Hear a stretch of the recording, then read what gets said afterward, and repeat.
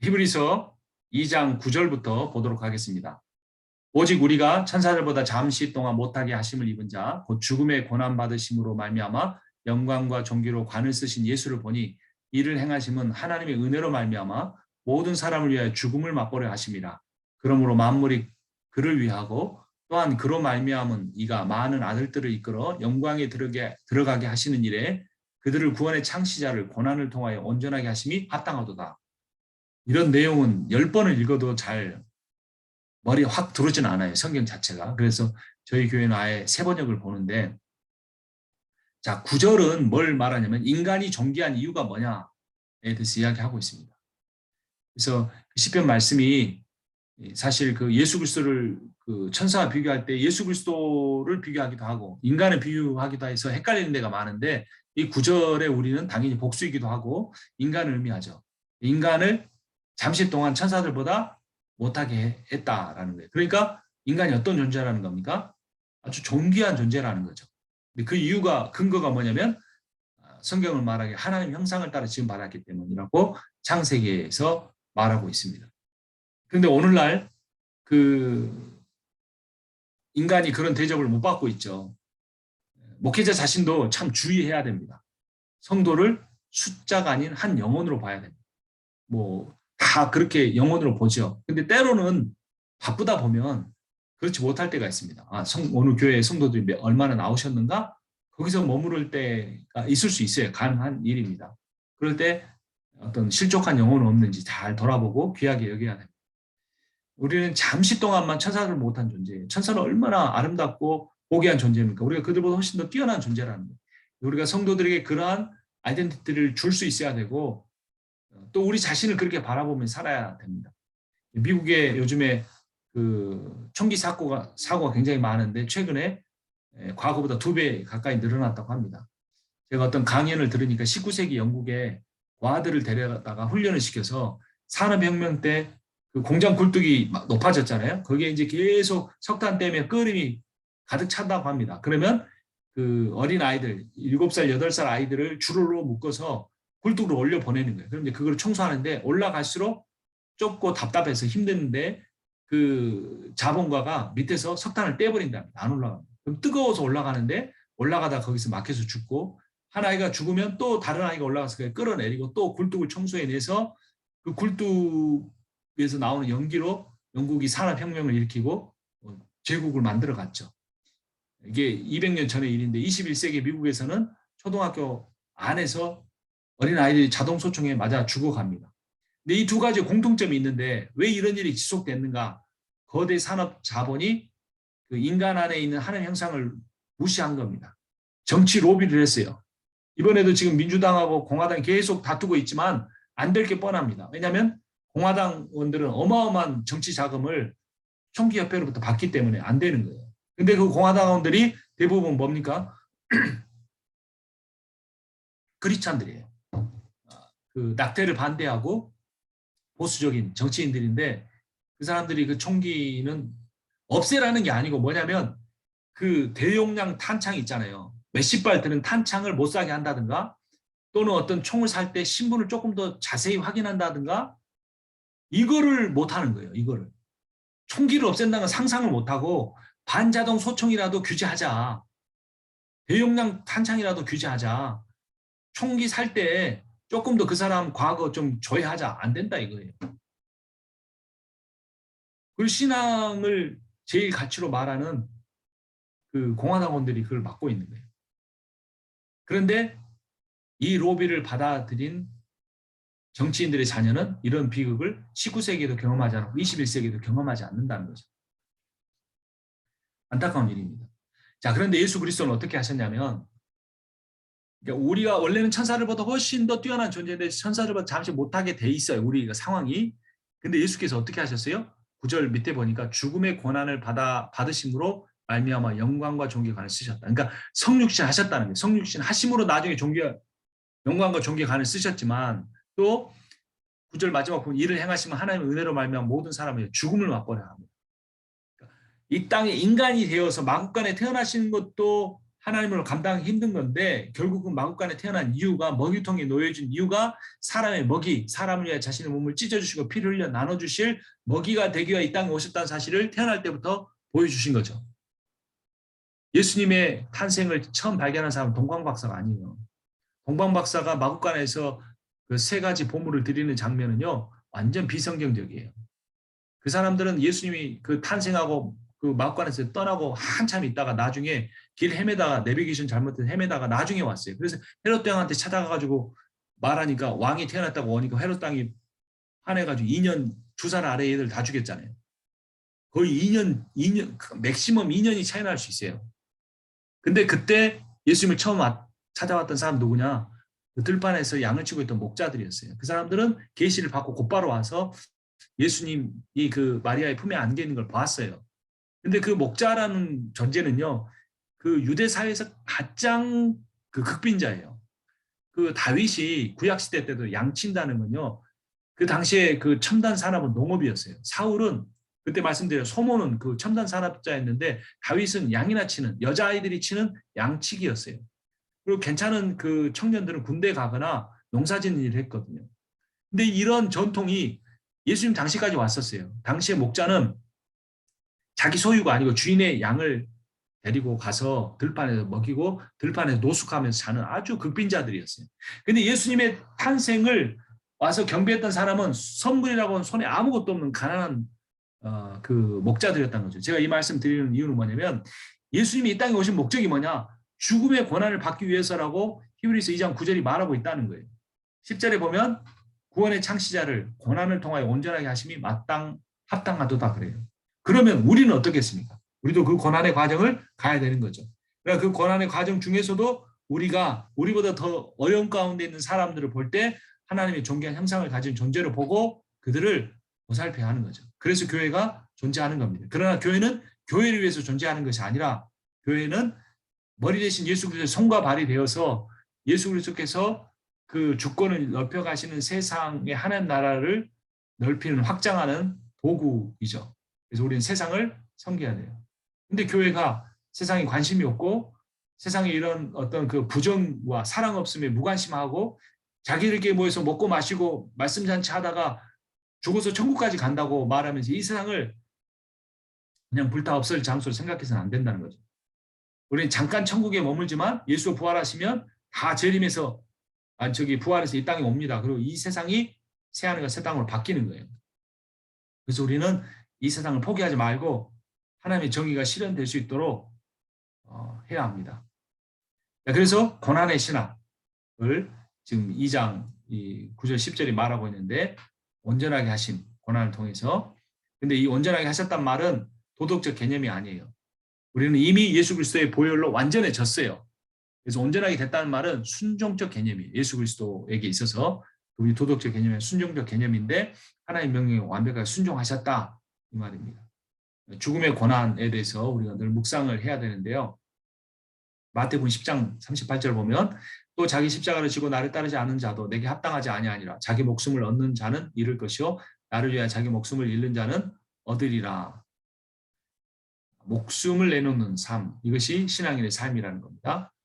갈라디아서 2장 20절 내가 그리스도와 함께 십자가에 못 박혔나니 그런즉 이제는 내가 사는 것이 아니요 오직 내 안에 그리스도께서 사시는 것이라. 이제 내가 육체 가운데 사는 것은 나를 사랑하사 나를 위하여 자기 자신을 버리신 하나님의 아들을 믿는 믿음 안에서 사는 것이라 라고 이야기합니다. 그래서 목숨을 잃는 것, 십자가에 못 박히는 것. 사실 우리가 예수를 믿으면 죽지 않는 게 아니죠. 우리는 예수를 믿으면 예수와 함께 죽는 겁니다. 이미 예수와 함께 죽어버렸기 때문에 죽음을 두려워하지 않을 수 있는 겁니다. 그리고 우리는 고난을 통해서 강해지는데요. 고린도후서 12장 7절부터 보면 여러 계시를 받은 것이 지극히 크므로 너무 자만하지 않게 하시려고 내 육체에 가시 곧 사탄의 사자를 주셨으니 이는 나를 쳐서 너무 자만하지 않게 하려 하심이라. 이것이 내게서 떠나가게 하기 위하여 내가 3번 주께 간구하였더니 나에게 이르시기를 내 은혜가 내게 족하도다. 이는 내 능력이 약한 데서 온전하심이라 하신지라.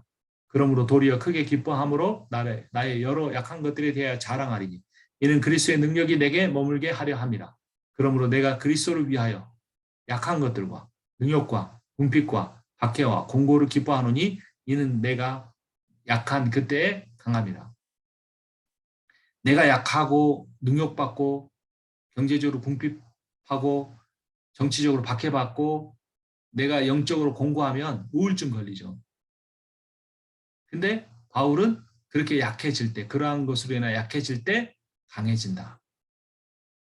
거기서 강해지는 건 자신이 아니고 9절에서 말씀한 예수가 강해지는 거죠. 내 삶에서.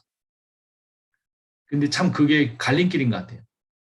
우울증에 들 만큼 힘든 상황 가운데서 우울증에 빠지지 않고 그 삶의 주권을 예수께 내어놓고 진정한 강함을 경험할 수 있는 것. 참 어려운 일입니다. 그래서 기도가 필요한 것 같아요. 간절한 기도 없이 우리는 정말 어떻게 보면 목회라는 것이 벼랑 그 끝에 서 있는 것과 비슷한 것 같아요. 자, 고난을 통해 우리는 무엇을 얻습니까? 욥기 23장 8절부터 보면 그런데 내가 앞으로 가도 그가 아니 계시고 뒤로 가도 보이지 아니하며 그가 왼쪽에서 일하시나 내가 만날 수 없고 그가 오른쪽으로 돌이키시나 배울 수가 없구나. 하나님이 보이지 않는다는 것보다 기도에도 응답이 없다는 것보다 더 힘든 게 없죠. 하나님 설교 준비하는데 성령의 충만함을 느끼지 못하는 것만큼 힘든 게 없습니다. 근데 우리는 하나님을 못 보지만 하나님은 나를 보고 계신다. 이걸 받아들이는 게 믿음이에요. 내 눈으로 봐서가 아니라 그분이 나를 보고 계신다. 나는 하나님의 뜻이 어디에 있는지 하나님이 정해주신 길이 어딘지 몰라 방황하고 있지만 오늘도 고민하고 있지만 10절에 그러나 그는 내가 가는 길을 아신다. 이게 믿음이라는 거예요. 내 눈에 보이지 않고 내가 알지 못해도 그분을 신뢰하고 그분께 맡기며 기다리는 삶이 믿음이고 그것이 고난의 의미다. 고난의 유익이다. 이렇게 말합니다. 그리고 그 고난의 길을 예수께서 가셨다. 크리스천은 그리스도의 사람이므로 예수의 길을 따라가는 사람이다. 바울이 마지막으로 고백한 대로 그가 나를 단련하신 후에는 훈련시키신 후에는 내가 순금같이 되어 나오리라. 순금 같은 신앙은 어떤 신앙인가? 주님께 맡기는, 주님 보이지 않는 주님께 모든 걸 맡기고 신뢰하는 신앙이다라는. 2장 11절부터 보겠습니다. 거룩하게 하시는 이와 거룩하게 함을 받은 입은 자들이 다한 근원에서 난지라. 그러므로 형제라 부르시기를 부끄러워하지 아니하시고 이르시되 내가 주의 이름을 내 형제들에게 선포하고 내가 주를 교회 중에서 찬송하리라 하셨으며 또 다시 내가 그를 의지하리라 하시고 또 다시 볼지어다 나와 및 하나님께서 내게 주신 자녀라 하셨으니. 거룩이 뭔가를 11절에서 이야기하는데요. 거룩하게 하시는 이는 예수겠죠. 거룩하게 함을 입은 자들은 우리겠죠. 그런데 그 둘이 뭐라고 그랬습니까? 형제다. 이거 참 기쁘고 감사하면서도 받아들이기 힘들죠. 주님이 우리를 얼마나 친근하게 생각하시는가. 한 근에서 났다는 하나님께 났다는 거고 형제라 부르시기를 부끄러워하지 아니하신다. 예수님이 나를 뭐라고 부르시기에 상훈 형제 이걸 부끄러워하지 아니하신다는 겁니다. 그래서 거룩이 신앙생활의 목적입니다. 레위기 11장 45절 나는 너희 하나님이 되려고 너희를 애굽 땅에서 인도하여 낸 여호와라. 내가 거룩하니 너희도 거룩할지어다. 그러니까 이 거룩은 하나님과의 관계 속에서 그분을 닮아감으로써만 배울 수 있다. 관계 속에서 배우는 것이다. 내가 어떤 종교적 훈련을 통해서 하는 게 아니다라는 것을 알 수 있습니다. 거룩은 구별됨인데 하나님을 닮은 거예요. 하나님의 속성은 은혜와 진리라고 그랬고 사랑과 정의라고 그랬죠. 자, 그래서 거룩은 또 다르게 표현하면 경외라고도 할 수 있는데요. 경외는 하나님을 두려워해서 멀리 떨어져 있음이 아니고 하나님을 사랑해서 하나님께 가까이 가려고 하는 것이 경외함입니다. 그게 거룩입니다. 세상으로부터 구별되어서 하나님께 더 가까이 가는 것. 하나님을 너무 어렵게 생각하지 마시고 하나님 우리를 있는 모습 그대로 받아주십니다. 너희가 나처럼 돼야 내게 올 수 있다고 말씀하지 않습니다. 실패하고 낙담하고 죄를 지었고 어리석은 가운데 있어도 그럴수록 주님을 사랑해서 주님께 가까이 가는 것이 주님을 경외함입니다. 한 근원이란 말은 한 형제고 하나님의 한 자녀다. 구원은 관계라는 사실을 강조하죠. 주인과 종의 관계, 왕과 백성의 관계, 아버지 아들과의 관계를 보는 겁니다. 그래서 그리스도가 우리의 삶의 구세주, 세이비어일 뿐만 아니라 주, 로드가 되셔야 한다는 거예요. 그분이 우리를 구원하셨을 뿐만 아니라 우리의 주인이 되셔야 한다는 거죠. 그리스도를 믿는다는 것은 지식이나 교리를 인정하는 정도가 아니라 기존의 모든 관계보다 우선하는 깊은 인격적 관계로 들어가는 겁니다. 혼자 하다 보면 잊어버리는 거죠. 그래서 우리가 이렇게 말씀을 나누고 서로 기도 제목을 나누고 서로를 위해서 형제로서 기도할 때 주님을 붙잡고 살아갈 수 있을 겁니다. 14절부터 16절 보면요. 자녀들은 혈과 육에 속하였음에 그도 또한 같은 모양으로 혈과 육을 함께 지니심은 죽음을 통하여 죽음의 세력을 잡은 자 마귀를 멸하시며 또 죽기를 무서워함으로 한평생 매어 종노릇하는 모든 자들을 놓아주려 하심이니 이는 확실히 천사들을 붙들어 주려 하심이 아니요 오직 아브라함의 자손을 붙들어 주려 하심이라. 죽음이란 주제를 설명하는데 성육신과 관련해서 설명합니다. 예수님이 이 땅에 인간이 되기까지 오셔야 될 목적이 뭐였는가? 첫 번째는 죄의 권세에서 우리를 해방하기 위해서고, 두 번째는 비슷한 말이지만 죄의 사함, 제 책으로부터 죽음에서 구원하시는 거고, 세 번째는 시험에서 건져주시기 위해서다. 이걸 이제 위에 말씀 14절부터 16절 요약해서 볼 수 있습니다. 왜 예수님이 인간이 되셔야 우리가 죄의 권세에서 해방되고 죄사함을 받고 시험에서 건짐을 받는가? 그건 뭐냐면 예수 그리스도가 하나님이 인간이 되심으로써 그러나 인간이 됐지만 온전히 하나님 말씀에 순종한 의인이 되셔야 되는 겁니다. 의인이 죽어야만 죄인들의 죄값을 대신 받고 죽으실 수가 있는 거죠. 그래서 하나님이 인간이 되셔야 한 겁니다. 그래서 그분의 성육신과 그분의 죽으심으로 인하여 우리가 하나님의 자녀가 되고 우리는 더 이상 죽음을 두려워하지 않는 존재가 되었습니다. 앞서 한번 말씀드린 것처럼 죽음을 두려워하지 않는 이유는 예수 믿으면 죽지 않기 때문이 아니고 예수와 함께 이미 죽었기 때문입니다. 이 말씀을 바꿔보면 우리가 죽음을 두려워한다면 그 이유는 뭔가? 예수와 함께 아직 죽지 않았다는 겁니다. 내 자아가 살아있다는 겁니다. 예수와 함께 죽는다는 말은 모든 자기 자신에 대한 포기를 하는 겁니다. 나의 말과 나의 행동과 나의 인격과 나의 그 어떤 것으로부터 나는 구원받을 수 없고 나는 그 어떤 것으로도 내 사랑하는 가족들을 사랑할 수 없고 나는 그 어떤 것으로도 내 성도들을 바르게 목양할 수 없다. 이 사실을 철저하게 깨달은 사람만 예수와 함께 죽습니다. 왜냐하면 내게 소망이 없기 때문에. 옛사람은 다시 살려서 화장을 하고 좋은 옷을 입혀서 이미 썩어버린 시신을 그렇게 해서 살려낼 수가 없다. 그래서 그 옛사람은 치워버리고 새사람을 입어야 되는데 누가 새사람을 받느냐? 예수와 함께 죽는 사람만 그렇게 될 수 있다라는 겁니다. 자, 그 죽음의 의미, 그 앞선 지금 이 히브리서 2장의 중반 내용이 후반부의 내용이 죽음의 의미인데 죽음의 의미가 인간과 인자에게 다릅니다. 인간은 우리고 인자는 그 사람의 아들 즉 예수 그리스도를 의미하죠. 인간에게 그 죽음이 죄와 관련해서는 심판을 의미합니다. 그런데 이것이 인자에게 예수에게 있어서 그 죽음이 죄와 관련해서 대속을 이뤄냅니다. 그렇게 참 다르죠. 같은 죽음인데 인간에게 심판이 되고 인자에게는 대속의 길이 되는 거죠. 또 죽음을 순종의 여부와 연결시켜 보면 인간에게 죽음이 온 것은 불순종한 결과예요. 그런데 예수 그리스도에게 인자에게 죽음이 온 이유는 순종의 결과예요. 너무나 극단적이에요. 똑같은 죽음인데 하나는 불순종의 결과, 하나는 순종의 결과. 그래서 이거를 예수 죽음의 역설이라고 할 수 있습니다. 역설.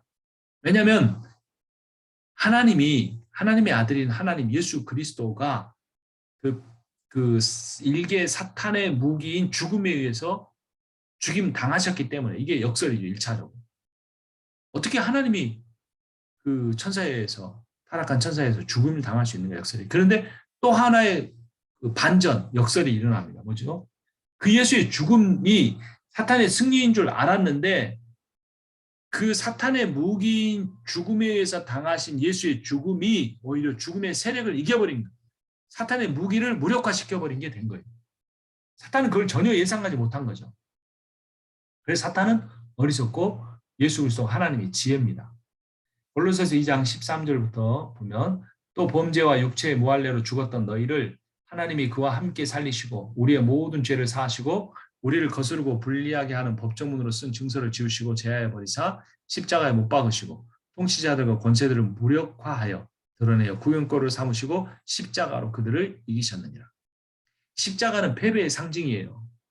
예수님이 십자가 못 박히셨다는 건 패배하셨다 이 말이에요.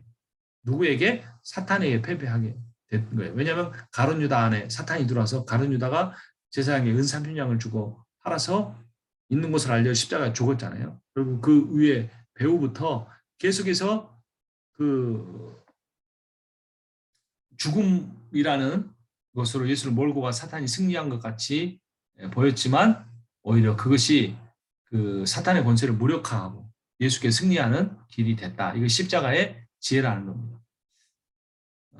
예수의 승리가 인간의 승리가 된 거죠. 고린도전서 15장 55절야 보면 죽음아 너의 승리가 어디에 있느냐?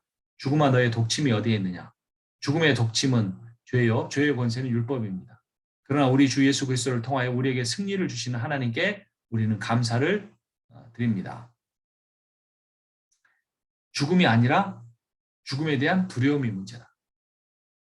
근본적으로 죽음의 권세에 대한 두려움이다. 이것이 문제다. 그렇죠? 인간이 왜 죽음을 본성적으로 두려워할까? 자신이 죄인이라는 걸 알기 때문에. 죄의 값으로 죽음이 있고 그 죽음의 권세에 의해 자기가 이제 멸망의 길로 가기 때문에 그것을 두려워하는 거예요. 근데 그 두려움으로 벗어나는 것은 하나님을 경외하면 됩니다. 하나님을 경외하면 어떤 것도 두려워하지 않습니다. 하나님을 경외하는 것만이 죄로부터 떠나는 길이에요. 하나님을 경외하는 것만이 우리가 예수 닮는 유일한 길입니다. 우리가 죽음을 두려워하지 않는 이유는 앞에 말씀드렸죠. 그리스도 때문에 죽지 않아서가 아니라 그리스도와 함께 이미 죽었기 때문이다. 이미 죽은 사람은 아무것도 두렵지 않다. 내가 두려워하는 이유는 아직 죽지 않았기 때문에 두려운 것이다. 죽지 않았기 때문에 죽음이 두렵다. 죽음을 죽은 사람은 죽음을 더 이상 두려워하지 않는다. 역설적이고 복잡한 이야기지만 이거를 갈라디아서 2장 20절이나 마태복음 16장 24절 같은 데서 계속해서 자기 부인이라는 표현으로 나타납니다. 드러냅니다.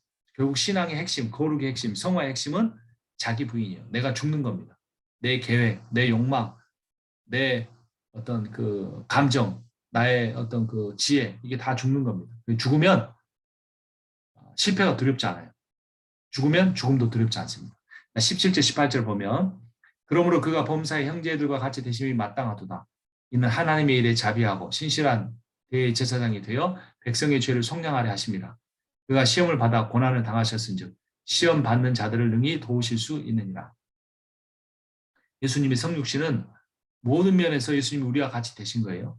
그래서 예수님을 우리 형님이라고 할 수 있습니다. 저기 그 조폭들이 형님 뭐 이렇게 하는 거 있잖아요. 근데 우스꽝스러운 모습이지만 어떤 그 관계적 의미에서 우리가 예수님에 대해서 그런 마음을 가져야겠죠. 그러나 예수님은 우리와 똑같은 존재가 되기 위해서 형님이 되셨어요. 그리고 우리가 당한 어떤 고난보다 더 심한 고난을 겪으셨습니다. 그래서 왜 고난을 겪을 때 예수를 바라보라고 하느냐? 첫 번째, 그것은 예수가 우리 고난을 모두 해결해 주신다 이런 의미가 아니에요. 다 해결해 주지 않습니다. 뭘 해주시는가? 예수를 바라보면 예수가 우리가 겪은 모든 고난을 다 경험하셨기 때문에 우리의 마음을 아신다 이 말이에요. 목회에서 제일 힘든 건 내 마음을 알아준 사람이 없는 거예요. 목사 마음을 아무도 모릅니다. 사모님도 잘 모르잖아요. 장로님들도 잘 모르죠. 친구들도 잘 모릅니다. 누가 아세요? 우리 주 예수 그리스도께서 아십니다. 왜일까요? 히브리서 4장 15절, 16절을 보면 우리에게 있는 대제사장은 우리의 연약함을 동정하지 못하실 리가 아니요 모든 일에 우리와 똑같이 시험을 받으신 이로되 죄는 없으시니라. 그러므로 우리는 긍휼하심을 받고 때를 따라 돕는 은혜를 얻기 위하여 은혜의 보좌 앞에 담대히 나아갈 것이니라. 그러니까 그 예수 그리스도는 우리의 연약함을 동정하세요. 동정하시는데 그 이유가 뭐냐? 우리가 똑같은 연약함을 경험해 보신 거예요. 배가 고파 보셨고 가난해 보셨고 배신을 당해보셨고 사람의 모욕을 당해보셨고 사탄의 가장 강력한 공격, 영적 공격에 시달림을 받아보셨고 똑같은 우리보다 더 심한 일들을 경험해 보셨기 때문에 안다는 거예요. 이게 공감의 능력입니다. 사람은 자신의 어려운 상황에서 공감해주는 단 한 명의 사람만 있어도 그 어떤 어려움도 다 이겨낼 수가 있습니다. 바로 예수 그리스도께서 우리의 삶에 대해 공감하십니다. 우리를 위해 십자가에 죽으셨을 뿐만 아니라 우리의 모든 연약함을 다 이해하신다는 거예요. 문제는 내가 그거를 나의 모든 것을 받아줄 예수 그리스도를 신뢰하지 못하고 항상 예수님은 내가 설교를 잘하고 목회를 잘하고 내가 모든 가정에서도 완벽하고 이렇게 돼야만 나를 이해해 줄 거라고 착각하고 있기 때문에 예수님과의 마음의 소통이 안 되는 거예요. 예수님의 성육신의 의미를 퇴색시켜 버리는 거예요. 예수님 보좌 우편에 앉아 계신 온 우주를 다스리는 왕으로서만 아니라 늘 우리의 형님과 같은 분으로 우리 옆에 계신다는 겁니다. 그래서 어떻게 해야 됩니까? 히브리서 4장 16절 그러므로 우리는 긍휼하심을 받고 때를 따라 돕는 은혜를 얻기 위하여 은혜의 보좌 앞에 담대히 나갈 것이니라. 우리 주님 앞에 나가면 우리를 어떻게 여기신다고요? 긍휼히 여기십니다. 여러분 목회하시느라 얼마나 힘듭니까? 보람도 있지만 참 마음이 아플 때도 있고 또 긍정적 의미의 어떤 장례식이나 병원에 계신 분들 볼 때 얼마나 안타깝습니다. 또 그렇게 하다 보면 내가 얼마나 지칩니까? 근데 주님은 예수 그리스도께 하셔야 할 그 일을, 그 사역을 이어받아서 여러분들이 감당하고 계시는 그 모습을 긍휼히 여기십니다. 불쌍히 여기시고 사랑하시고 응원하시고 격려하시고 계십니다. 그래서 그 상황마다 때를 따라 돕는 은혜를 베풀어 주시는 거예요. 신앙의 핵심은 때라 그랬잖아요. 예수님 성육신도 죽으심도 하나님의 때였기 때문에 그 때에 맞는 도움을 하나님은 분명히 주십니다. 그럼 우리가 어떻게 해야 돼요? 은혜의 보좌 앞에 나아가야 돼요. 은혜의 보좌는 기도의 자리요. 말씀 묵상의 자리인데 그곳에 어떻게 나가는가? 담대히 나간다고 말하고 있습니다. 담대히라는 것은 우리가 결국 기도도 말씀도 하나님 앞에 나가는 건데 우리 하나님 앞에 나아갈 때 예수 이름으로 나아가면 하나님은 죄 지은 임상원 목사, 연약한 실패한 임상원 목사를 보는 것이 아니라 임상원 목사를 위해 죽은 내 아들 독생자 예수 그리스도를 맞아주는 마음으로 우리를 있는 모습 그대로 사랑하시기 때문에 우리는 언제든지 예수의 이름으로 담대히 나아갈 수가 있습니다. 우리 잠깐 쉬었다 3장 하겠습니다.